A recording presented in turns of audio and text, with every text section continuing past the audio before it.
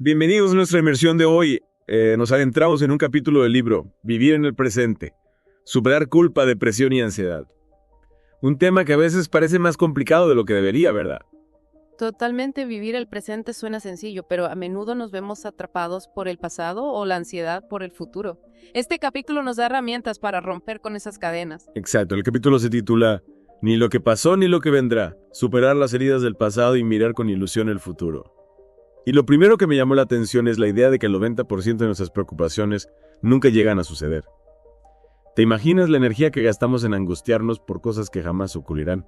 Es fascinante cómo nuestro cuerpo y mente reaccionan, como si esos miedos fueran reales, cuando la mayoría de las veces son solo fantasmas en nuestra cabeza. Y mientras tanto dejamos de apreciar las pequeñas alegrías del presente. Es como si estuviéramos constantemente en una sala de espera, esperando a que llegue lo peor, y perdiéndonos la película que se proyecta en la sala de al lado. ¿Qué te parece si nos adentramos en cómo el pasado puede influir en nuestra experiencia del presente? Me parece perfecto. El libro explora cómo aferrarnos al pasado, ya sea con melancolía, frustración o resentimiento, nos impide disfrutar plenamente del ahora. Incluso puede llevarnos a estados más complejos como la depresión. Hablando de la depresión, el libro también aborda la culpa, ¿no? La define como esa sensación de no haber actuado correctamente o no haber cumplido las expectativas, lo que nos lleva a decepcionarnos a nosotros mismos o a los demás. ¿Es realmente tan universal este sentimiento? Sí, la culpa es una emoción muy común y a menudo surge de nuestra crianza, las expectativas sociales, la religión o incluso nuestros propios estándares. Lo interesante es que el libro distingue entre la culpa interna que surge de nuestro propio juicio y la culpa externa que proviene de las críticas de otros. Y ambas pueden ser igual de paralizantes. Me viene a la mente la historia de Catalina, la madre trabajadora, que se sentía abrumada por la culpa al volver al trabajo. Sentía que estaba abandonando a su bebé y no estaba siendo una buena madre. El caso de Catalina es un claro ejemplo de cómo la culpa puede tener raíces profundas en nuestro pasado. En terapia, Catalina descubre que su culpa estaba ligada a la falta de conexión maternal que había experimentado con su propia madre. Es decir, que sus miedos e inseguridades actuales estaban influenciados por experiencias de su infancia. Pero, ¿qué podemos hacer para liberarnos de esa culpa que nos persigue? Y el libro ofrece varias estrategias. Primero, identificar los detonantes que nos hacen sentir culpables. Una vez que los conocemos, podemos analizar los eventos del pasado que alimentan esa culpa y evaluar su gravedad de forma objetiva. Lo cual me lleva a pensar en algo que mencionabas antes. No podemos cambiar el pasado. Darle vueltas a lo que ya sucedió no nos ayuda a crecer ni a avanzar. Exacto, la clave está en centrarnos en el presente y en lo que nos estamos perdiendo por vivir anclados en la culpa. Debemos aprender a perdonarnos a nosotros mismos y a cultivar el amor propio, reconociendo nuestras fortalezas y evitando caer en el victimismo. Y también es importante definir nuestros propios valores, ¿no? No dejarnos llevar por las expectativas de los demás, sino construir un camino que sea auténtico para nosotros. Totalmente. Y hablando de desafíos que nos impiden vivir plenamente, el libro también explora la depresión. La describe como la enfermedad de nuestro tiempo, una enfermedad compleja con diferentes formas y una prevalencia alarmante. Menciona que existen distintos tipos de depresión endógena, exógena, mixta y reactiva, y habla de la posible relación entre la depresión y la neuroplasticidad, es decir, la capacidad del cerebro para cambiar y adaptarse. ¿Podrías explicarnos un poco más sobre esto? Claro, la neuroplasticidad se refiere a la capacidad del cerebro para modificar sus conexiones neuronales en respuesta a la experiencia. El libro sugiere que la depresión podría estar relacionada con alteraciones en la neuroplasticidad de los circuitos cerebrales responsables de las emociones y las funciones cognitivas. Lo cual podría explicar por qué la depresión puede manifestarse de formas tan diversas y afectar a personas de diferentes maneras. El libro describe una amplia gama de síntomas desde tristeza y apatía, hasta pensamientos suicidas, problemas de sueño y dificultades de concentración. Sí, la descripción de los síntomas es bastante completa y el libro no escatima en enfatizar la gravedad de esta enfermedad. Hay una frase que me impactó especialmente.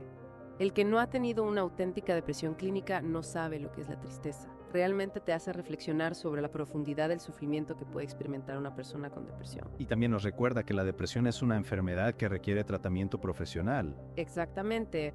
El libro destaca que afortunadamente se han producido avances significativos en el tratamiento de la depresión en las últimas décadas.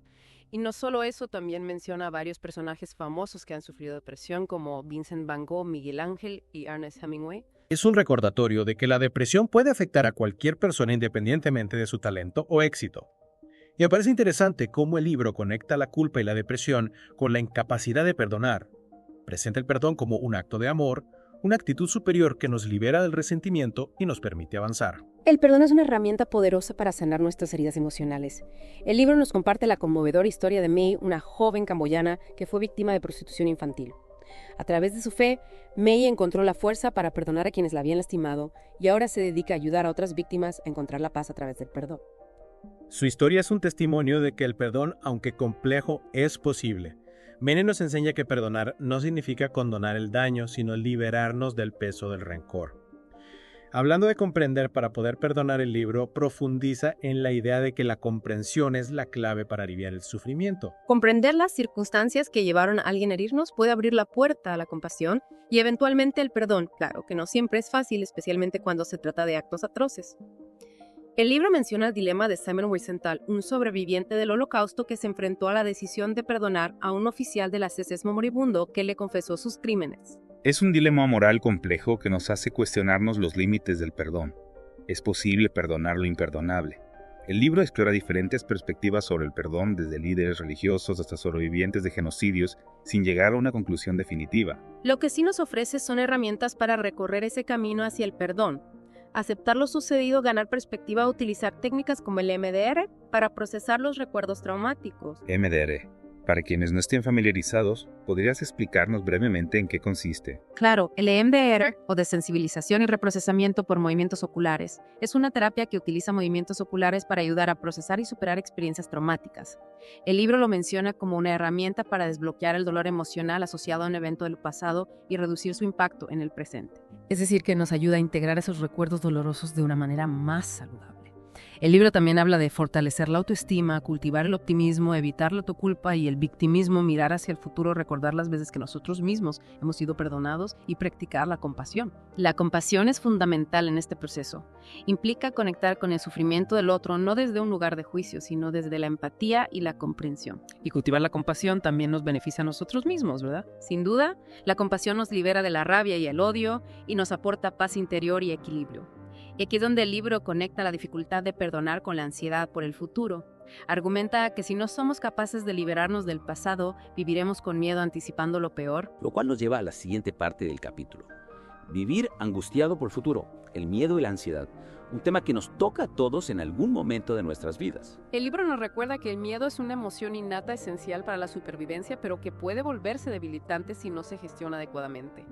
Para ilustrar esto nos presenta el caso de John, un sobreviviente del 11S que experimentó ansiedad severa y trastorno de estrés postraumático después de los atentados. Imagino que presenciar una tragedia de esa magnitud debe dejar una huella imborrable en la mente y el cuerpo. Por supuesto, el libro explica cómo el cerebro procesa el miedo, destacando el papel de la amígdala que actúa como un sistema de alarma y el hipocampo que asocia las amenazas con recuerdos específicos. Es decir, que cuando nos enfrentamos a una situación similar, un evento traumático del pasado, la amígdala y el hipocampo se activan generando una respuesta de miedo, aunque la amenaza no sea real en el presente. Exactamente. Y esta respuesta puede ser desproporcionada, llevando a lo que el libro denomina secuestro de la amígdala. Nuestras emociones se desbordan y reaccionamos de forma impulsiva sin pensar con claridad. El libro nos ofrece el caso de Guillermo, un hombre que experimenta celos intensos debido a una infidelidad que sufrió en el pasado. Cualquier situación que le recuerde esa experiencia por trivial que sea desencadena una respuesta emocional desproporcionada. El secuestro de la amígdala le impide ver la realidad con objetividad y le lleva a actuar de forma irracional. Pero el libro nos da esperanza. Nos ofrece estrategias para controlar este secuestro emocional. ¿Y cuáles son esas estrategias? Porque creo que a todos nos vendría bien tener algunas herramientas para gestionar el miedo y la ansiedad. El primer paso es identificar los detonantes que activan la respuesta de miedo. Una vez que los conocemos, podemos empezar a desarrollar estrategias para gestionarlos. Como por ejemplo, el libro sugiere técnicas de respiración, relajación y mindfulness para calmar la mente y el cuerpo. También es importante aprender a reconocer los síntomas físicos del miedo y la ansiedad, como la taquicardia, la sudoración y la dificultad para respirar. Es decir, prestar atención a las señales que nos envía nuestro cuerpo. Exacto. Al detectar la respuesta de miedo en sus primeras etapas, podemos interrumpir el secuestro de la amígdala antes de que tome el control. El libro también destaca la importancia de tener un modelo a seguir a alguien que gestione bien las situaciones que nos provocan ansiedad. Observar cómo esa persona reacciona con calma y control puede ayudarnos a desarrollar nuestras propias estrategias de afrontamiento. Y si a pesar de nuestros esfuerzos perdemos el control y reaccionamos de forma impulsiva, ¿qué podemos hacer? El libro nos anima a disculparnos por cualquier daño que hayamos causado. Reconocer nuestros errores y pedir perdón es esencial para reparar las relaciones y evitar que el secuestro de la amígdala tenga consecuencias negativas a largo plazo. Es un recordatorio de que todos somos humanos y cometemos errores, pero lo importante es aprender de ellos y seguir adelante. El libro también nos presenta el caso de Gustavo, un hombre que sufre ataques de pánico debido al estrés laboral y al miedo a volar. El caso de Gustavo nos muestra cómo la ansiedad puede manifestarse de diferentes maneras y cómo los factores externos como el estrés laboral pueden agravarla. Gustavo se encuentra atrapado en un círculo vicioso de viajes constantes, falta de sueño y presión por el trabajo, lo que ha llevado a su cuerpo y mente al límite. El ataque de pánico que experimenta en el avión es una señal de alarma de que algo necesita cambiar en su vida. El libro lo describe como la fiebre de la mente, una señal de que algo no va bien. Exactamente. Y en este punto el libro enfatiza la importancia de abordar la ansiedad de forma holística. No se trata solo de controlar los síntomas, sino de identificar y modificar los factores estresantes que la desencadenan. En el caso de Gustavo, esto implica reevaluar su carga de trabajo, aprender a delegar responsabilidades y priorizar el descanso y la relajación. El libro también sugiere técnicas de respiración, relajación y terapia cognitiva para gestionar la ansiedad a corto plazo. Y en casos más severos como el de Gustavo, la medicación puede ser necesaria para aliviar los síntomas y facilitar el proceso terapéutico. Lo importante es encontrar el enfoque adecuado a las necesidades de cada persona y no tener miedo de buscar ayuda profesional. Totalmente de acuerdo. Y volviendo al tema del miedo en general, el libro nos ofrece una serie de consejos para afrontarlo y superarlo. Me encantaría conocerlos. A veces siento que el miedo me paraliza y me impide avanzar hacia mis metas. El primer paso, según el libro, es reconocer nuestros miedos y no intentar negarlos o reprimirlos. Enfrentarlos es la única forma de superarlos. Es como si al esconderlos debajo de la alfombra, solo consiguiéramos que crecieran aún más. Exactamente. El libro nos anima a analizar el origen de nuestros miedos, a comprender qué los desencadena y qué nos impide avanzar. Y una vez que los entendemos, ¿qué podemos hacer? El libro destaca la importancia del optimismo, la confianza en uno mismo y la capacidad de enfocar la atención en lo positivo. Es decir, cultivar una mentalidad positiva y resiliente. Exactamente. Y no podemos olvidar la importancia del cuidado personal, una alimentación saludable, ejercicio físico regular y descanso adecuado son esenciales para fortalecer nuestra mente y cuerpo y hacer frente a los desafíos de la vida. Es como si al cuidar de nuestro cuerpo y mente estuviéramos construyendo una armadura para protegernos del miedo y la ansiedad. Es una buena metáfora. El libro nos recuerda que el miedo es inevitable, pero el sufrimiento que genera es opcional. Es una frase poderosa que nos invita a reflexionar sobre nuestra relación con el miedo y a elegir cómo queremos responder a él. Podemos dejarnos paralizar por el miedo o podemos utilizarlo como un motor para crecer y avanzar. Y esa elección en última instancia depende de nosotros. Creo que hemos cubierto muchísima información en este episodio. ¿Qué te parece si hacemos un breve resumen de las ideas clave que hemos explorado hasta ahora? Me parece perfecto. Hemos visto cómo las heridas del pasado, especialmente la culpa y la falta de perdón, pueden afectar nuestra capacidad de vivir plenamente el presente. También hemos explorado la depresión como una enfermedad compleja que requiere tratamiento profesional. Y hemos aprendido algunas herramientas para gestionar el miedo y la ansiedad. El libro nos ha recordado la importancia de comprender las circunstancias que nos llevan a experimentar estas emociones, de cultivar la compasión hacia nosotros mismos y hacia los demás, y de buscar ayuda cuando la necesitamos. Y sobre todo nos ha animado a elegir vivir con valentía, compasión y esperanza incluso frente a la adversidad. Elegir vivir con la certeza de que el miedo es inevitable, pero el sufrimiento que genera es opcional. Y ahora me gustaría plantear una pregunta a nuestros oyentes. Después de esta inmersión en vivir en el presente, ¿qué idea o herramienta les ha resonado más? ¿Qué paso concreto podrían dar hoy mismo para aplicar alguna de las ideas que hemos explorado? Recuerden, el cambio comienza con un pequeño paso. Y a veces ese pequeño paso puede marcar una gran diferencia en nuestras vidas. Es increíble cómo un solo capítulo puede contener tanta sabiduría y tantas herramientas prácticas para mejorar nuestras vidas. Lo que me parece especialmente valioso es que el libro no se limita a describir los problemas, sino que propone soluciones concretas. Y lo hace de una manera muy humana, con ejemplos que nos permiten conectar con las experiencias de otras personas y sentirnos menos solos en nuestras propias luchas. Sí, las historias de Catalina May, John Guillermo Gustavo, todos ellos nos muestran que no somos los únicos que nos enfrentamos a la culpa, la depresión, el miedo o la ansiedad. Compartir estas experiencias nos ayuda a normalizarlas y a buscar el apoyo que necesitamos para superarlas.